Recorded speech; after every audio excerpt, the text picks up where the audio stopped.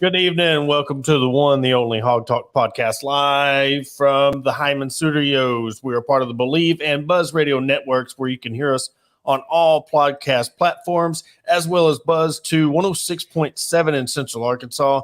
So please like, rate, and review our podcast. I'm your host, Porter Hayes of Sports and Culture Arkansas. Alongside me is Jacob Davis from Arkansas Fight, and all live shows are presented by Arkansas Brewing Company in downtown Ozark, Arkansas, and as well as Bet Online, where it's the fastest and easiest way to wager on all your favorite sports, contests, events with first-to-market odds and lines. Find reviews and news for every league, including NFL, NBA, NHL, combat sports, esports, and even golf.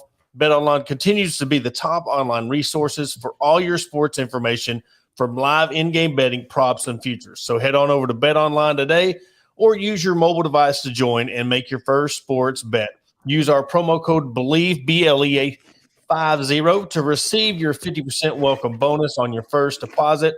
Bet Online, where the game starts. And normally we go right into football, and I know we have our weekly women's sports report, but I have to start off with the soccer team advancing to the Elite Eight, their second Elite Eight in a row on penalty kicks. And Jacob, before we started recording, we were talking about how crazy it would be for your season to come to one kick, and it exactly did. 2 10-minute periods of overtime, went to PKs, come to the very last kick, and Grace Barbara with a save that sends them to the Elite Eight matchup against Florida State.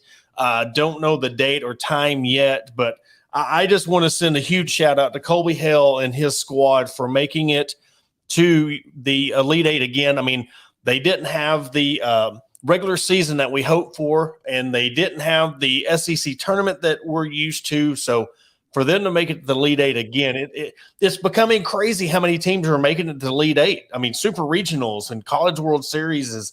So, Jacob, I just want to give them a shout out to start off the show. Oh yeah, ice in the veins of Grace Barbara. How about that, man? That was a crucial kick against Memphis, man, and to get you to the Elite Eight, that is awesome, man. You want to see success for all the programs, and that's what Colby Hale and this Razorback community continues to do out there. And man, shout out to them. Got to give it to them because that was a huge win, and he continues to elevate the soccer program. Yeah, and we'll break down more of it either tomorrow or Tuesday. I'm trying to work some logistics on getting a surprise guest on the show, but Arkansas jumped out 2-0. You thought they were going to cruise.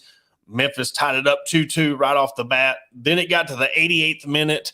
Arkansas was up 3-2. Memphis scored the equalizer at 3-up, and then it goes into 2 10-minute overtimes, and then, of course, into the penalty kick. But, Jacob, I think when we go to the football game and another surpriser. I mean, I think I'm a jinxer when it comes to my predictions and my thoughts.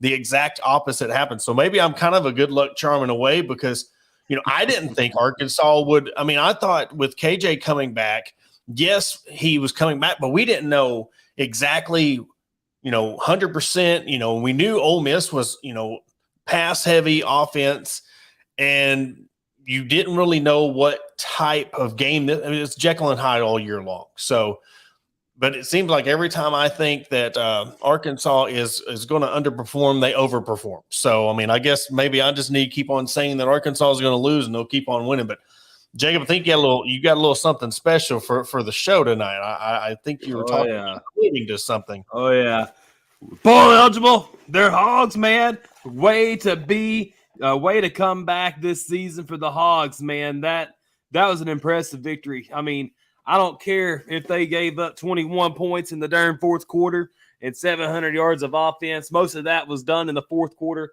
Shout out to Barry Odom and his defense forcing 3 turnovers, helmet stickers to Chris Paul, jock straps to the freaking guy that tried to attack my QB1.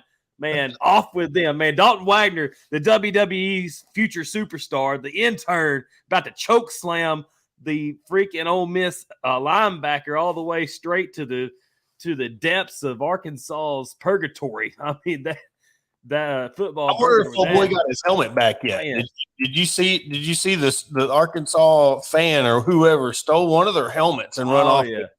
I don't know if he got it back yet or not. He's probably still running. He's probably still on Dixon. He's probably got that sitting on his bookshelf somewhere. He's continuing to run and run and run. I mean, that they weren't catching him unless he couldn't figure his way out of the stadium. But man, that was pretty wild. You can't do that. That's taboo. I mean, you already whipped their tails. There's no reason to go down there and get a helmet. But that was really funny. You got a chuckle out of me. You look at their rushing totals: 463 yards rushing. Jackson Dart went 21 of 36 and 240. But I mean, this is a tale of this is why you play the game. You look at these stats and you're like, there's no way Arkansas won this game, but there's no way Arkansas won the game the way they did. And the thing is, like, if anybody wants to question the coaching, we can sit here and talk all day about play calling and why do you do this and why do you do that and where's this team at? And I even doubted 2 weeks ago, where's this team at? I wanted to know where this team's identity was. I wanted to know, are they going to be willing to fight after that Liberty game, after a game that we have said that this was the first game where Pittman lost the game he should have won. How are they going to bounce back? And then that following day, I said they don't have to win the game, but they need to perform. They need to bounce back. And I know after the loss, it felt worse than the Liberty because it was right there in the grasp, but they showed improvement. And then they come out and do this. Totally impressed me. When I looked at the score, I mean, it was just like they come out to play. And if KJ Jefferson, and if anybody wants to doubt the coaches, these kids wouldn't have the effort and the performance if they didn't believe in their coach. If they didn't believe in what Briles was doing, Odom was doing, and Coach Pittman was doing, they wouldn't. And you kind of touched on something that I want to bring up. It's like, and this is what baffles me. 2 weeks ago, we lose to Liberty in a game that was just crazy. I mean, I know it come down to 2-point conversion. You play the way you did against LSU, and then you just blow Ole Miss out of the water. The first comment I heard was, well, they gave up all these points in the fourth quarter, and why did they do this? And I'm like, can we not just – I mean, what is it going to take for some people just to enjoy the damn win? Like, you look at this where this program was 5 years ago. You look where this team was 2 weeks ago, and then you just beat a team that was ranked. You get bowl eligible where 2 weeks ago you're like, oh, they're going to the toilet bowl. You know, Arkansas 3-7. It's like, well, what's it going to take for some of these people just to be like, okay, let's enjoy this instead of always having some piss poor comment about, well, they didn't do that against Liberty or they shouldn't have gave up all those. They gave up all those points or all those yards and still won big time, you know, and that's just what baffles me about some of these people that just, it's like they just want to be miserable. It's like they just want to crap on everything and just be like, enjoy the win. We're going bowling. We'll have fun at the Duke's Mayonnaise Bowl. It's like it's still going to a bowl game. This team is not an elite SEC team yet. You can't have those expectations. And before I go to you, Jacob, I really want to say, you know, why do some people blame the team and the players and the coaches because they didn't meet your expectations? You know, they're your expectations, not the teams or our expectations. So when your expectations get let down, why are you blaming somebody else for stuff you put on yourself? Yeah. And another pointer here is I hear a lot of people say like, well, man, why are your expectations just making it bowl? Look, Sam Pittman, I've seen it, Porter. I know you kind of are like, what? No, like there is people questioning, like, why are you just so happy to make it to a bowl game? Look, they didn't meet their expectations inside that locker room this season. They were expecting to win 9 to 10 regular season games and make it to a New Year's Six bowl. That was with a completely healthy team. That's with a completely healthy Jalen Catalon. But you had to mold your expectations into what you had at that point. And yeah, they lost 3 in a row during the middle of the season. They lost 2 in a row again, within one game against Liberty where you didn't have a completely healthy KJ Jefferson. And we knew there was something wrong and we didn't really know what it was. And now you see KJ completely healthy, throwing balls all over the field. Now you have to mold expectations into what you have now. And if if you can go out there and finish 8-5, that's a heck of a season. After what you've been through this season with injuries and such, this is, and then you had your couple of losses there against A&M and Liberty where you're questioning, like, man, this season could have been even way better than what it was. You look at those what it should have, could have, but as a coach, you have to mold your expectations into what you can meet now. And if the expectation was make it to a bowl game, that's fine with me because that helps with recruiting. Get your boys excited. Get Larry the bowling ball out. Have fun, because just 4 seasons ago, you were celebrating Club Dub inside Razorback Stadium locker room after you beat Colorado State, a team that you should beat every single time, maybe 9 times out of 10. Well, that's where this program's come to. We should be happy for them to make it to a bowl game. Yeah, and you got Matt Wood says, well, what do you want the standard to be? I've preached depth. You got to have depth. It all depends on what kind of depth you have. If you have one string cross the line, front and back on the offensive defense, this is what's going to happen. This is what it's going to get you, because you're going to have people banged up. You're especially playing the SEC, and especially playing the SEC West. So the standard should be what is your depth? You're going to look at last year. We got lucky on some wins last year. We got some wins that the ball went our way. It's just the thing that's how it goes. Now look at this year. Those same wins were losses this year. And look at the record. The record reflects that. We're at a point where we got to get more depth on both sides of the ball. You got to have a quarterback that if it stays healthy, we know what KJ can do when he's healthy. Hopefully he comes back and proves that what he can do. But the whole standard of that's expectations. You're basing your standards off of what? Every August we're like, hey, we're going 8, 9, 10 wins. We're going 10 wins. We're going 11 wins. How many 10-win seasons has this program had in the past 30 years?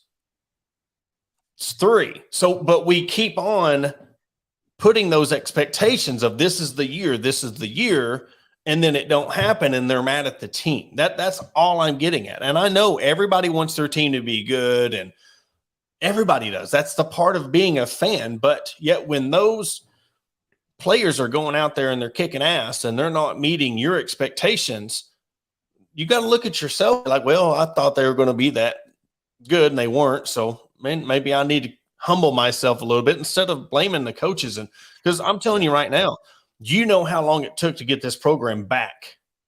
What would you, let's just say hypothetically, Pittman leaves, Odom leaves, and Brile leave this year, and you start all over. How long is it going to take to get this program back to a 7-8 win team? At this point, there's no telling, because of the nature of what college football is with the transfer portal and all that. What's available coaching wise? You don't know that either. Like, I would expect 2 or 3 more years of the same stuff, just because you're of who the coordinators you have right now that have helped elevate this team to a stable level at this point in college football. We're stable. Well, but we all know that at Arkansas, it takes a special type of coach to come in. You look at Brian Kelly, he goes down with 60 players, but you look at the talent that LSU has there, and you're just going in and you can go in there and beat everybody and raise the expectations because of the talent you have and the depth. Arkansas is not that, when it comes to, they don't have the benefits of that. They got to go pick from other schools and do the transfer portal. And, it's just the way it is. But, Arkansas has to have a coach that buys into this state, buys into this program, and gets the state, not just the players, but we know what happens. We're seeing it right now with all these programs at Arkansas. What happens when you get your fans and your players and stuff bought into your system? We're seeing it. It don't happen every single week, and it's not going to, but we're seeing the changes. Everybody laughed at the whole Texas A&M tweet about, they said there was 90,000 fans there, and they said that the fans were, a third of it was even full at halftime. That was Arkansas 2-3 years ago before Pittman came. I remember the Western Kentucky game at halftime. It was the same exact stadium, was just different logos. Yeah. We made the joke that when COVID started and they had all the COVID regulations and you could only have like 30% of your stadium or 25% of your stadium full. And Arkansas fans were joking because that's what we were used to under Chad Morris. That's what we were used to. And that sucked. You know, it absolutely sucked as a fan going into the game, and you're doing your part as a fan to scream, hoop, holler, cheer your team on, and you look around and you've got people that are just sitting there on their phones, they're just not entertained. And it's just apathetic. You score a touchdown. I remember being there when Cheyenne O'Grady caught the touchdown on the sideline against Colorado State and bucked 8 defenders off of him and went to the end zone. And, you know, Arkansas was winning by 3 touchdowns, but it didn't feel like it because, well, everybody was apathetic. Now, here we are. We're seeing a full stadium again, a raucous crowd, and Arkansas's fans have caused like 15 or 16 false starts this season. Mm-hmm. It's fun again. Yep. And that's the thing, is what I wanted to see under Sam Pittman. And I didn't expect to see it because I thought we were going to still be in the 2 to 3 to 4 wins a year. But he stabilized Arkansas to a point where it's fun to be a Razorback fan again, because we can go to the stadium, we can have fun, we can go to the hog walk, slap the boys on the back and slap their hands, tell them to have a good game out there. There's just energy there again. There's energy around this stadium, and it sucks to see the criticism of Sam Pittman. I mean, he's a first-time head coach. Yeah, he's going to make mistakes, and he's leaning on his coordinators maybe sometimes a little bit too much. But that's what he wants to do, though. He's not a micromanager. And here's is the biggest thing is people look at that as a knock on Coach Pittman. No, you're supposed to be the CEO. You run that football program in that company. Yes, every decision falls on your lap. And he is a very good person when it comes to, I don't care if it was their fault, I'm going to take the heat for it. Okay. Yeah. But he lets those guys do their job. And yes, they're not perfect. They're just like us. They're not perfect. And it's just when you let them do their job, you get better results, because now, you know, Browse ain't looking over his shoulder if his quarterback throws an interception. The quarterback's not looking over his shoulder if Coach Neighbors made a perfect point. Like, when he's got his players out on the court, you see a lot of teams, if the other team goes on a 4 to 6 to 8 point run, they call that timeout. He does not, because he's like, I've got 2 guards out there that I trust. They're going to calm things down. You put that trust in your players. Now, not to say that there's time where Papa needs to step in and call a timeout, and there's not times where Pittman needs to step in and be like, hey, look, we let you have your turn. Okay, now it's my turn to step in and be like, hey, look, let's see what we can go. Yeah. But, you know, but I see Brady right into the thing, he said, if the only one question about offensive availability, man, I'm just to be dead honest, you can look at 80% of college football, and if you take their quarterback out, so that's not an Arkansas thing. I'm looking at depth overall. You can't argue that. Look at Bryce Young, argue with that point. And look at Tennessee. They just lost Hendon Hooker for the season with an ACL. So, you know, I mean, you have these guys, you take them out of the game, and it's crazy that I was thinking about it. That's the only sport where you rely on that one guy for, you know, basketball sub, baseball sub, basketball subs. Yeah. You got reserves and starters and bench and relievers.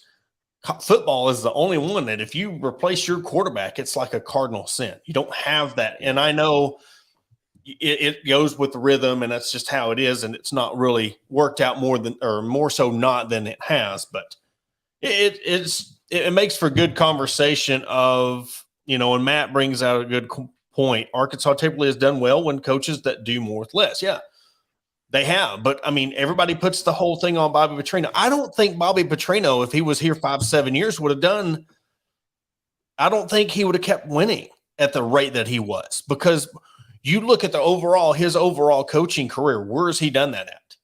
He had a Heisman Trophy quarterback and couldn't get to a bowl game. He couldn't sustain anything. Exactly. He could not sustain the success. And he did it at one school twice. He was in that era where the players were starting to change. He wasn't going to buck, but the players that he was coaching was starting to change, opposed to having more of a voice for themselves. His style of coaching, and you've seen him in the Missouri State game. He's changed as a person. He's more of a grandpa, laid back, but he still has that competitive drive, Yeah, and sorry, I was trying to pull up a point there. I didn't know you were going to finish that quick. Oh, you're good. But but you talk about, like, you look at, when has Arkansas ever had a backup quarterback that could be equally as good, or maybe 80% as good as their starter? I can tell you, there was one time, maybe twice. Okay, we can talk Tyler Wilson and Ryan Mallett. That's one. And maybe Brandon and Austin. Yes. Yeah. There's only two times. I'm not going way back in the future. I'm talking about recently. Yes. Right. There's only been two. Both of them preceded the other one and did really good.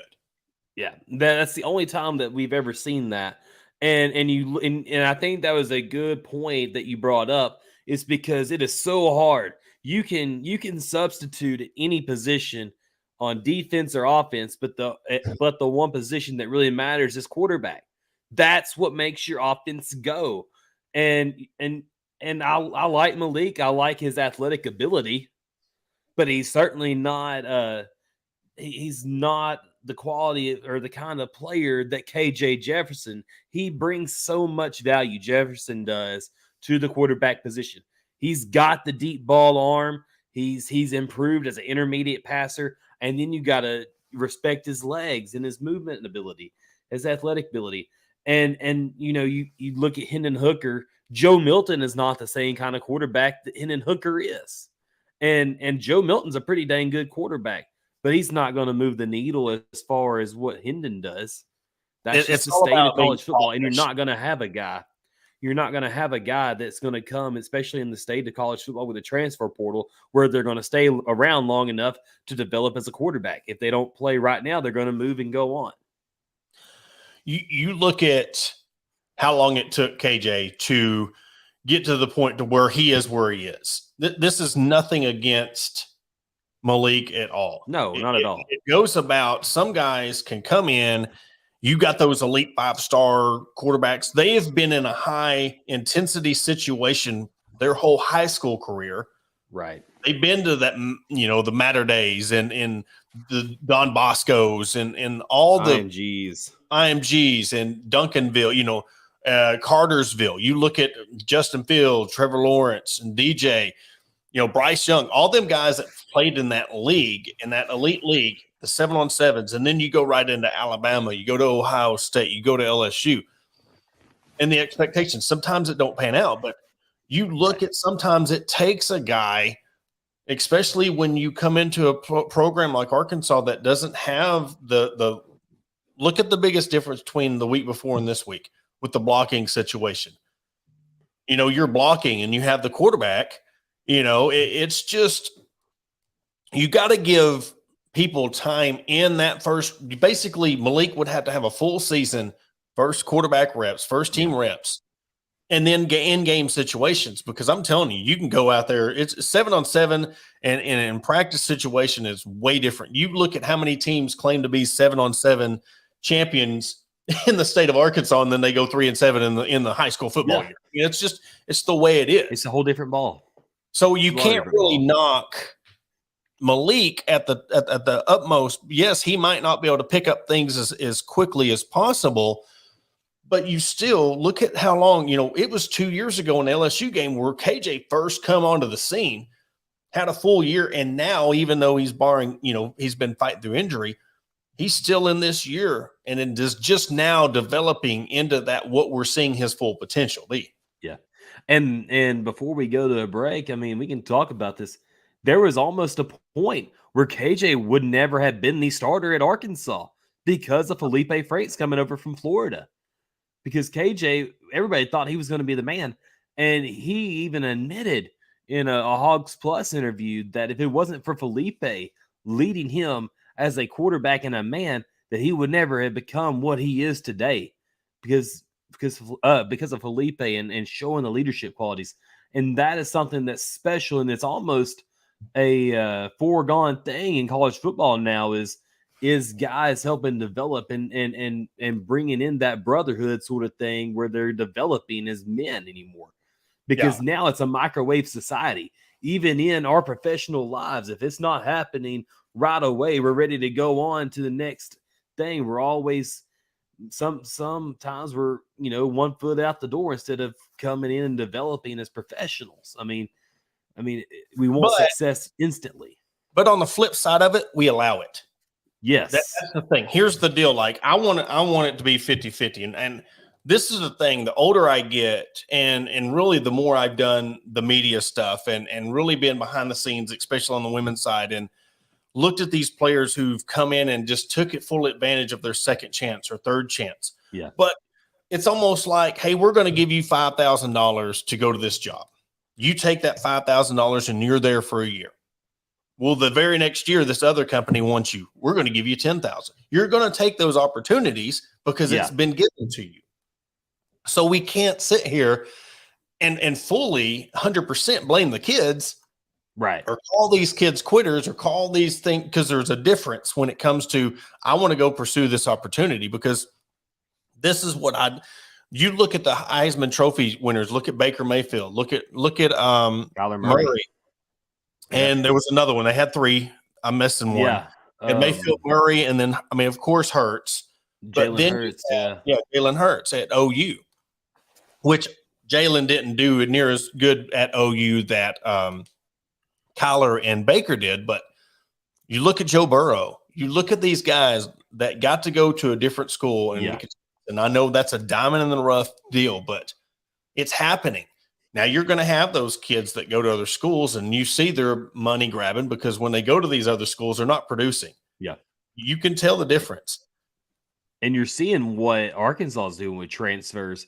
Sam Pittman's done a hell of a job getting transfers into this program that's helped elevate. I mean, every single year, I think maybe outside of 1 or 2 transfers that first season under Sam Pittman, every other transfer he's got's been spot on. But it's quality over quantity. You look what Felipe done. You look what Drew Sanders has done. Look at Drew Sanders. Look at Brenny and McLaughlin. You look at all these cats that have come in and just been able to help you out. Yeah. And in some part of way, you take Sanders off your team. You take McLaughlin off your team. You take Landers off your team. You take Hazelwood off you take all these guys that was transfers off your team, and say you even bring back Brooks and Fouché, because if there was no transfer portal, it'd be pretty depleted. Be different. But so way different. And that's the thing. And also one more point is, this is getting to the end of the season. I think some of these players are starting to really realize, dude, I've only got a few more games in this jersey left. Oh, yeah. And I think a lot of another thing to go off of the piggyback of the transfer portal is, recruiting wise, that is a lot of the way these transfers have played. You can sell that to these high profile transfers and saying, hey, we did it with these guys. Just come on, bring me in 20 transfers, 15, 20 more transfers that are of the same type of caliber as what they brought in, because they've proven themselves with a track record of being able to plug these guys in and have instant success. And it doesn't show on the win column right now, but those transfers have come in and started and done very well. I mean, Drew Sanders, early on in the seasons of the first 6 games, he's like one of maybe the first number 1 linebacker, inside linebacker in the Mel Kiper top big board. I mean, that sells a lot, and Sam Pittman and his staff can really sell that to these transfers going forward, that, hey, you're a big time guy and you want to go pro, and you haven't really been able to do what you want at Alabama, the LSUs, the Floridas, the Clemsons. You can do that here at Arkansas, and we got a spot for you. I mean, that's a perfect thing for Arkansas and Sam Pittman right now, and that's what's going to continue to help stabilize this program. And that's the thing, we can run down these comments, but it's the transfer portal is basically college free. I agree with that. But it is. but we got to play it both ways.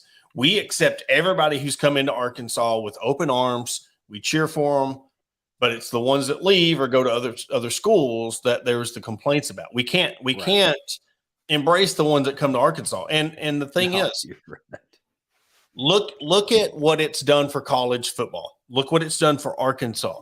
Look what it's done for teams like Tennessee. Look what it's done for Georgia. Yes. Look at Texas A&M. And they bring in all these 5-star recruits, and they're sitting there horrible. Right. Alabama loses 2 games in the regular season. You're having more people where it's more even, because look at the 3 coaches. I'll include my coach, Dabo, Saban, and Jimbo. The 3 ones that have complained the most about the transfer portal are the ones that have been reaping off of let's go here, let's go here, let's go here. Yeah. And especially if you want to go to a 12-team playoff, which is about to happen, but anyway, we are going up against a break for real, and we will continue this conversation right after the break. Got to let our sponsors speak for a little bit, but we'll come right back after the break. Do you need those pesky stumps ground before the winter? Your pasture brush hogged, or need your driveway bladed? Here at Grind It Right Outdoor Services, we offer more than just stump grinding. We have recently expanded our business to include tractor work as well. So along with stump grinding, we offer bush hogging, land clearing, grading driveways, placing, and even spreading gravel.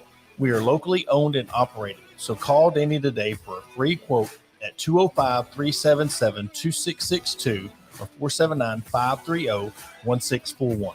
Again, that is 205-377-2662 or 479-530-1641.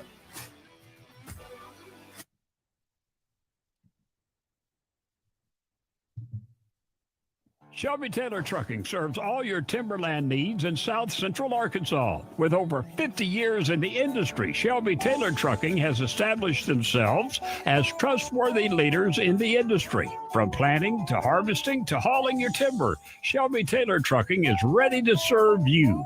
Follow them on all social media platforms at Shelby Taylor Trucking.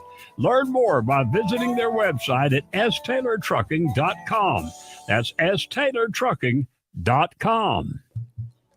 Camelot Exteriors specializes in identifying hail, wind, and other storm damage, as well as residential and commercial roof installations and re-roofing. We use only the highest quality materials from certified suppliers while putting a lifetime labor warranty on all of our roofs. Our mission is to provide our customers with the highest quality roofing project customized to fit each one of their needs and to provide exceptional service through the entire process. Camelot Exteriors is based in Norman, Oklahoma, but we proudly currently serve 9 other states as a premier nationwide roofing company. So call us today at 833-799-7663 for your free estimate. Camelot Exteriors, your storm damage restoration experts.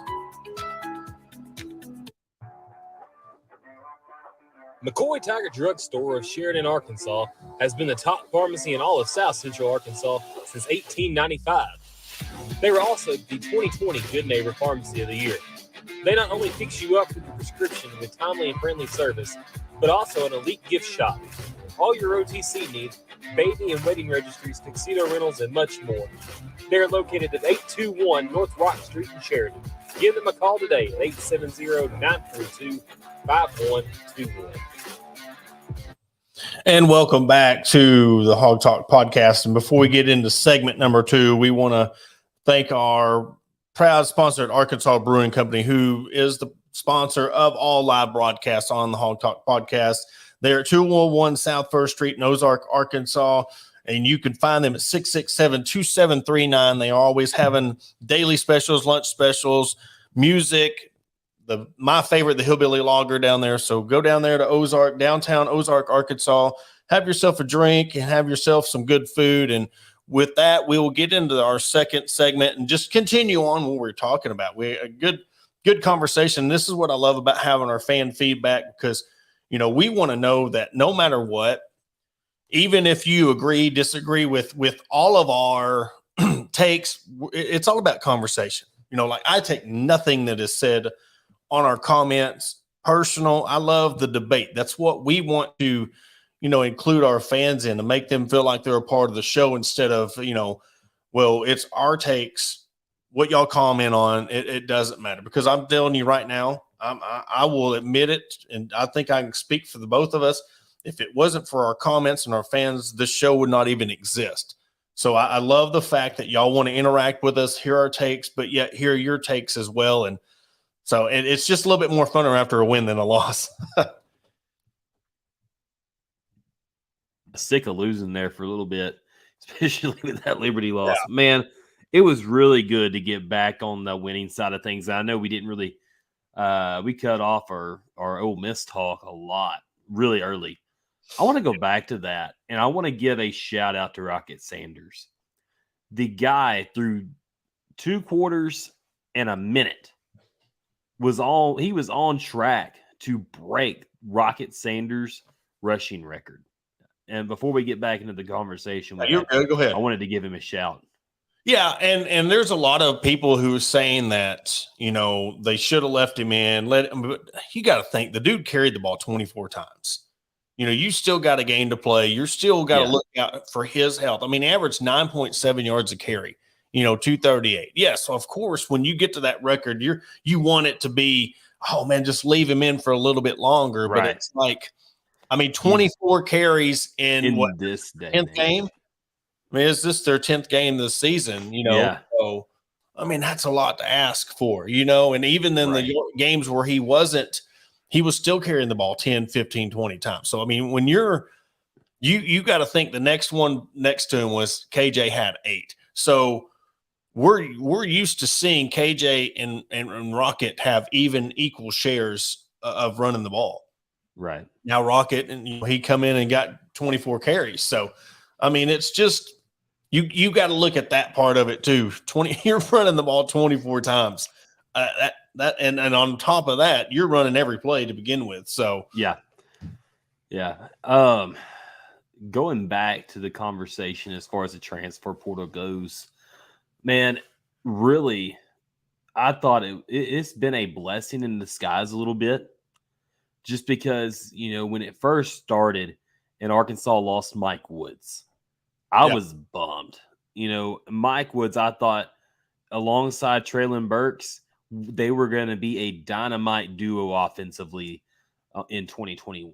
And I was bummed. And he ended up not having the type of success that he went on to have at OU as what he had at Arkansas. I thought that guy could have probably had 850, 1,000 yards his senior year as a Razorback. And the transfer portal, it taketh and it giveth away. And, man, Arkansas's reaped benefits. And I know there was a lot of folks that didn't like the transfer portal, and they still don't like the transfer portal. But we have reaped a lot of benefits as far as a football program and basketball program. We have reaped a lot of benefits just out of the transfer portal.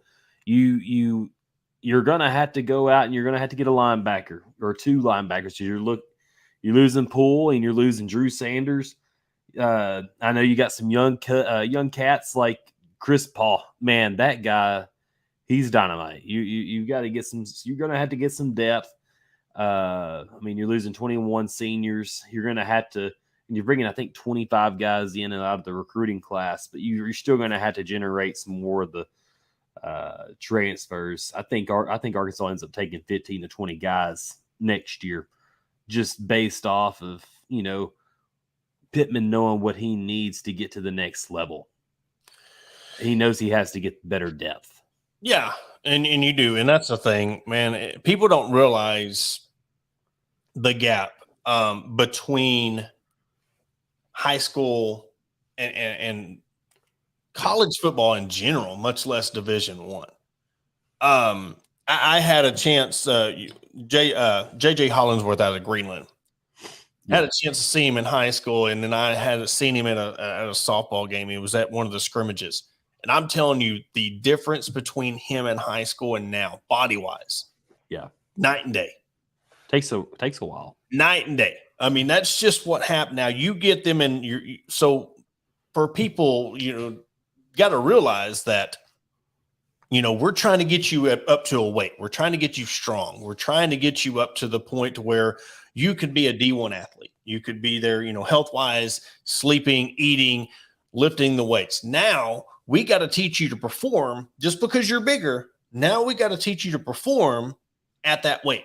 We got to teach you to perform at that weight and that size and agility. So, I mean, it takes a lot of time. You got to build this thing up and then mold it. So there was a comment, I think Matt said it, about the whole offensive line guru. And sometimes, but that goes into depth. That goes to people out of place. People don't realize that you can't just put a guard at a tackle's position. You can't put a center at a tackle's position. The blocking schemes, you're blocking where you're supposed to go. It's totally different.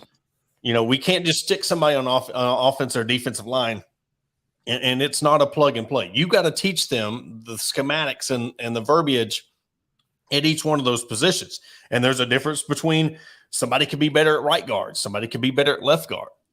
But that is the hardest position, in my opinion, that you develop is on the line, because you are coming in and you're pushing 70. Well, let's see how many plays they ran on Saturday. I can't see the notes right now on how many plays they ran, but say you run 60 plays, you're asking to block these 300-pound guys for 60 plays. I mean, it takes a long time to develop an offensive lineman. That's why you don't see a lot of these freshmen coming in right off the bat unless they're developed and they're ready to go, or they have to because they just don't have the depth. I can name you 5 actually true freshmen that have started at Arkansas since 2013. We can go back a whole decade. That's Dan Skipper and Denver Kirkland in 2013 as true freshmen. They were inserted in the starting lineup against A&M. And then there was Frank Ragnall in 2015. He was a true freshman. But these guys, they were built different. And then you had Ty Clary and Ricky Stromberg were the only other 2 freshmen in the past decade to be inserted in the starting lineup as true freshmen. And Ty Clary, that dude, he was a preferred walk-on in 2017 against FAMU as a starter. I mean, you had to be a different kind of breed as an offensive lineman. Like to your point, you have to be more mature and developed as a man to go out there and compete at the highest level of college football. And you're still going to get beat at certain points in certain games just because these defensive linemen that have been around forever, they may be a step quicker. You've got to adjust to the speed of the game. It's just different. And it's the same way in the pros. You don't see many rookie offensive linemen be completely inserted into the starting lineup unless they're a top 5 pick right away, Porter. So as an offensive line group, go ahead. But you know when you see, and we're putting those in the 1%. Like you look at those names you've named, they're in the NFL or they played in the NFL. You know, that's the difference. You look at kids that come out of high school and everybody thinks they're college material. But when you do this, you see what college material is, and you look at these kids, and you got to look at, I would say, even 6A, even the 6A kids, and I'm speaking of Arkansas terms, 6A down. You got to dominate. Yes. Absolutely dominate at your position to be considered a D1 athlete. We got 2 guys on the Arkansas roster right now that was 6A defensive players of the year. And they're, you know, it's just, that's the difference between where you're at that school. And then when you get to college, it's huge. So you got to dominate to even get looked at. Now that's to get your foot in the door. And then when you get on campus, it's dedication. People don't realize, you know, when we talk about, you know, paying and these players deserve to get money and they're getting a scholarship, but they don't realize just because the fact that they're playing a sport, I mean, it's dedication 365 days of the year. I know they have off days just like normal work, but I'm telling you, from the time 6 a.m. till probably 9 o'clock, 10 o'clock every night, your day's planned. What you're doing, where you're going to be at Monday through Friday. You got classes, you've got workouts, you got team workouts, you got individual workouts, you got work study, study hall, you know, I mean, film session, games, practice. So and that's the thing, that's where it really eats you mentally. you're the star at your high school, and then you go to work. And sometimes you don't want it to be work. Sometimes you live in where you're at in high school. And this is just the truth on some kids that don't make it at the next level because they don't realize the dedication that it takes to get to the next level. But not only that, but stay there. Yeah. And look how hard it is for any of the true freshmen this season to even see playing time. You've had 2 guys that have had any kind of extensive playing time this season. You think about guys like Isaiah Satania, who's one of the fastest guys on the team, and you've seen him in 1 game this season. But you look at Quincy McAdoo, a guy that converted from a receiver 3 games ago to a defensive back, and now he's – I mean, some guys are just gamers. You've got Rashad Debinian, who somebody alluded to. Brady alluded to earlier. He was one of the top, but this year he's only got 1 touchdown. Yeah, it's just he's got 83 yards rushing on the year and 1 touchdown. Yeah, but he had so much promise, and right. it's But that's the crazy thing. What we talk about, just because they were a stud last year doesn't mean that it's automatically going to be Dominic Johnson. I mean, you look at the stable of running backs they have, and now it's it's Rocket and KJ. Yeah, and then you put Hudson Clark back there at safety, and he's completely turned it on. I mean, there's going to be mismatches and stuff where and guys get beaten and on the offensive side too. But it's really cool to see some of these freshmen that you really didn't think were going to step up early and play big moments. And Quincy McAdoo is one of those guys, and that dude, he deserves some Big Red sponsorship NIL deals at the I'm a complete supporter of Big Red. I love the Big Red stores. NIL is in McAdoo's future because that dude has done very well for himself, setting himself up for future stardom. And I know a lot of people, it's way too early to really to predict it. But there's a lot of people that are impressed, like pro scouts so far with McAdoo's skills. Well, and he has the heart. He has the like we said last week. But I have to correct myself. I was looking at the receiving stats.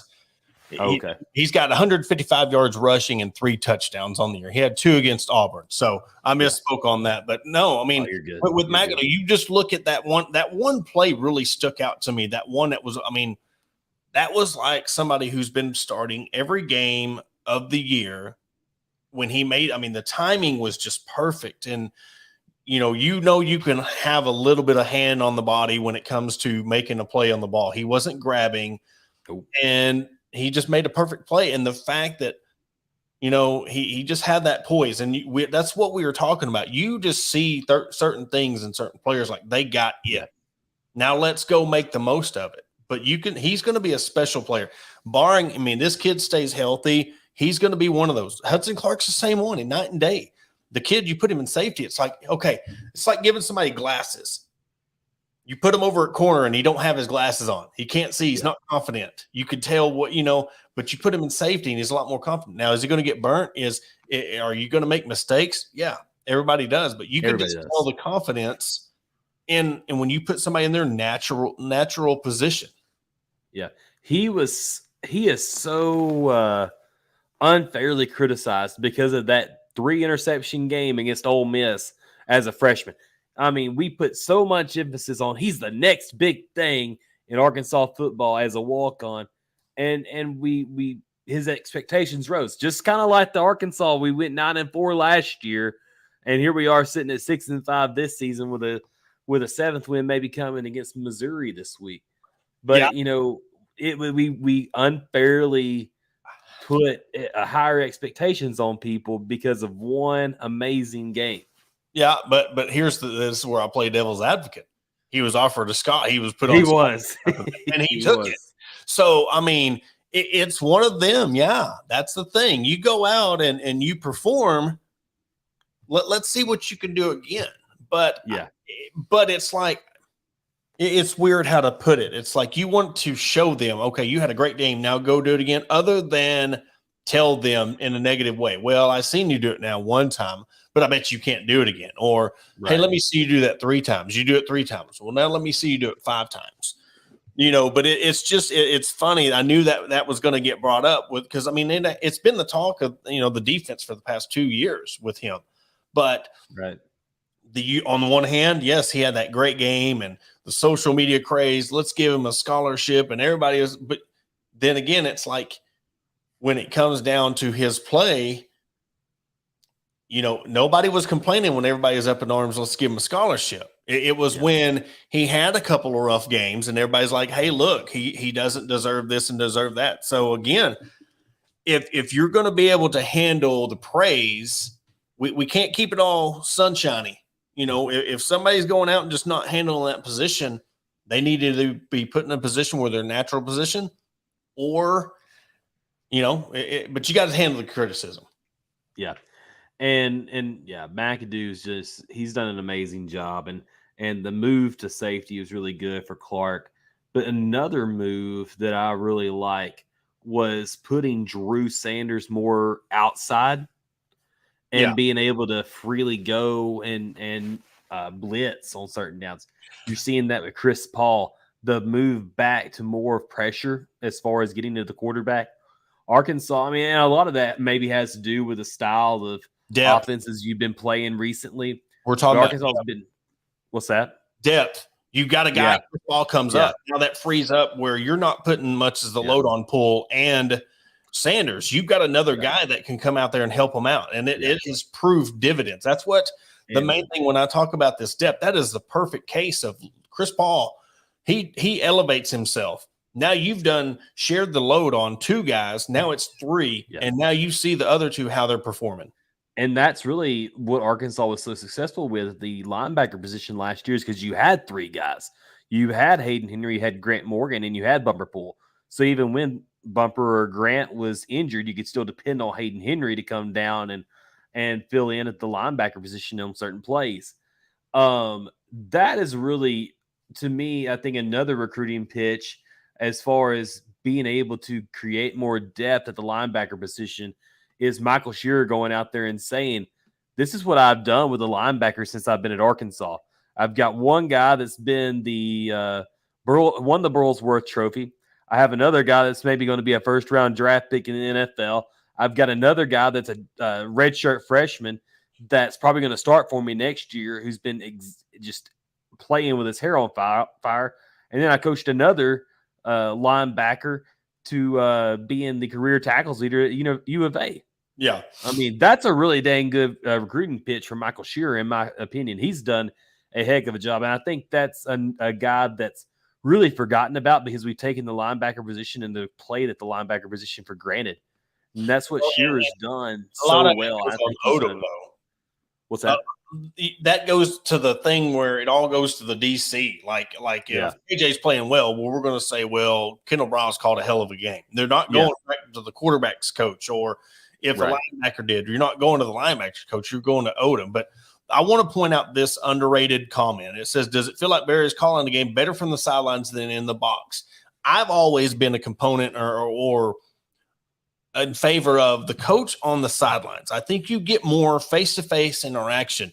You can really explain to somebody, hey, look, when this play happened, this is where I wanted you to be, opposed to where you were, opposed to you're playing a lot of middleman, right? Yeah.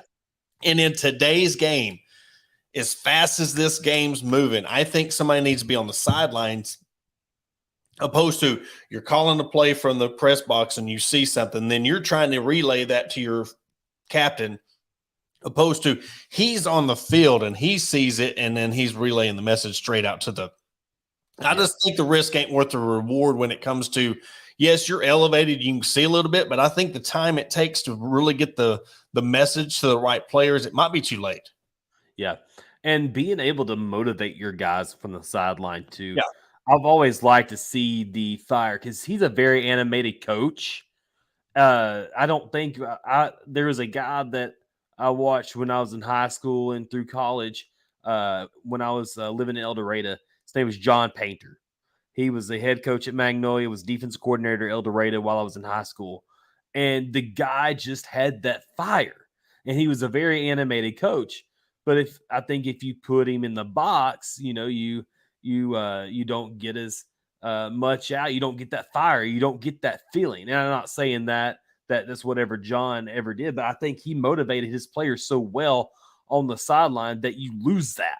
Oh yeah, definitely. You know, making a big play, and you're looking at the press box. He's right there just bumping you. Yeah, and that's the kind of fire in a coach that I like to see. And you look at Kendall and you look at Barry, and they're always both into the game so much. And I really like seeing how Barry's like jumping around, trying to get the guys in the right spot at the right time. And they played a lot better, Matt. I like that comment there. They played a lot better. I mean, you take out the 500 yards of offense they had in the second half against Ole Miss that they gave up on Saturday night, and it's a completely different game. I think they had like 297 yards at halftime and only 6 points, but you stopped them. I think they were like 1 of 4 in the red zone and a missed field goal, and they were stopping them in the crucial parts. So that they're giving up chunk yards. That's the product of defense and the style of offenses that you're facing these days. It's not it's the first team to whoever gets to 250 yards and 17 points wins anymore. It's getting stops in crucial points in games. And that's what they've really done under Barry Odom since the BYU game, is getting those crucial stops. Yeah, and that's it's all about quality. And we can sit there and say that, well, they done this and done that, and it wasn't a escape win. Like, you dominated that game. I mean, you gave up 21 points in the fourth quarter and still won 42-27. I mean, it's just the fact that it looked like, look, we got the game well in hand. Let's rest our players. We got and we still got another game to play. We want to win against Missouri. I mean, that's the thing. Like this, and I know it's not up there with rivalry games at the top to our perception, but they just got the bowling ball out. They're wanting to go get another trophy because they lost out on the boot. They're wanting to go get this, the borderline trophy or battle line trophy, and then they're going to go get the bowl trophy. So, no, this game means everything, because I'm telling you, and then this is where I kind of say that it is a rivalry in sense, because I think of a lot of the games, if you want to put teams who you do not want to lose to, I want to say Missouri's right there underneath Texas A&M. When it comes to, if you lose to that team, it pisses you off the most. Yes. And to me, that's the sense of a rivalry. Which team? My rivalry is coming up Saturday, and I could care less if this team wins at anything. I don't want them to win at nothing. It sickened me to sit there and watch Tennessee lose like that, because it's like, I don't want them getting any praise. But when it comes to a rivalry, that's what it means. Who do you hate the most? And I think it goes on to the linebacker, running his mouth, and then just couldn't ever. I think it pissed you off more because they were talking all that crap and there was nothing that Arkansas could do about it. And they finally got the win. And I think coming into this one, we're going to show them like, hey, look, and this is the first time that you're going to be able to do it on the road. They haven't, and we'll see where this goes. But this is going to be one where you're really going to want it. Yeah, I don't think Arkansas's beaten Missouri on the road. They played the game there 2014. They lost 21-14. 2016, they lost after being up 24-7. Arkansas allowed Missouri back in the game and ended up winning that game 28-24. 2018, Arkansas lost 38-0. And then 2020, they lost 50-48 off a failed 2-point conversion attempt. If I remember that correctly, that was KJ Jefferson's first game as a starter, second game as a starter. First game, Felipe had missed due to injury. Arkansas lost 50-48, I believe. Correct me if I'm wrong. Yes. But yeah, Arkansas never won in Missouri. The only time they have won that it wasn't in Arkansas was at Shreveport at the Independence Bowl, 2003. And then that back is the in only 1944. Game. In St. Louis, Missouri, they won 7-6. What year was that? 1944. Oh man, that was back in the John Barnhill days. you've only won 4 times in this whole. I mean, your whole time playing Missouri, they hold a 9-4. 9-4. I'm looking at Winsipedia right now, and 44, 03, 15, and 21. So for 16 to 20, they had the advantage. So and it ticks you off. This game bad, and you don't want. And they play really good defense. So this is not going to be a cupcake. But I'm telling you right now, I mean, it's something we get onto on another podcast. And we will when we have our beat writer from Missouri. But both teams are going to want this game. And I know that Arkansas is already bowl eligible, but don't let the fact that they don't want this game just as much as Missouri. Yeah. Missouri wants to get that trophy back, and they're also wanting to get bowl eligible for the 3rd time under Drinkwitz too. Arkansas's got to the bowl eligibility, but I think Arkansas right now is a much better team.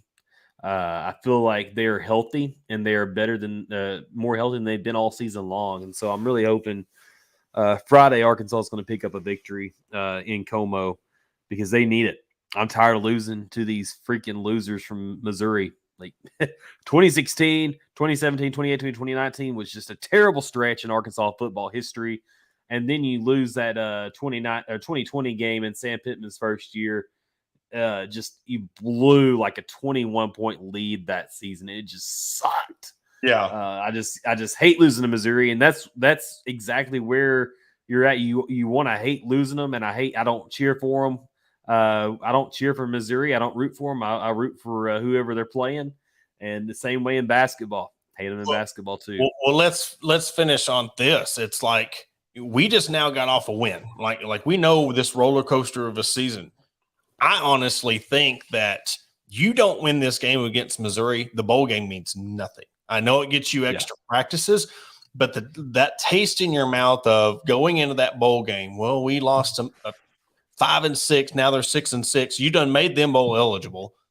They're 2-5 in the conference, or 3-5 in the conference now. If they beat you, that right there means that let's finish this off on a rise. Let's take the Ole Miss, take it, and because it's going to make you enjoy that Ole Miss game even more if you take it and now you win the Missouri game, and then you go into the bowl game, you win that because that carries that momentum. You're on a 3-game win streak going into next year.